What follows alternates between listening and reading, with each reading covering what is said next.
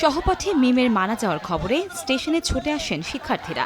এ সময় বন্ধুর মৃত্যুর বিচারের দাবিতে রেললাইন ও প্ল্যাটফর্ম অবরোধ করেন তারা। সন্তানের অকাল মৃত্যুতে প্রিয়জনের আহাজারিতে ভারী হয়ে উঠেছে চারপাশ।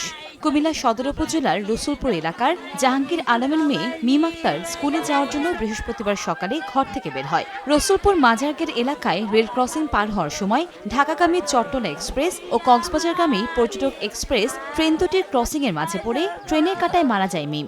আমার নিজের মতন কেউই মারবো গাইলা করো না। পর্যটক এক্সপ্রেস ওই গাড়িটা চট্টগ্রামমুখী ছিল আর চট্টলা ছিল ঢাকামুখী। ও দুই ট্রেনের মাঝখানে গ্যাপে পড়ে গেছে। রেল ক্রসিং এর ব্যবস্থাটা যদি আগে হতো তাহলে কিন্তু ওর মতন একটা ব্রাইট স্টুডেন্ট মারা যেত না। নগদে 500 টাকা বা তার বেশি পেমেন্টে পেতে পারেন ঢাকায় জমিসহ 20 কোটি টাকার পুরস্কার।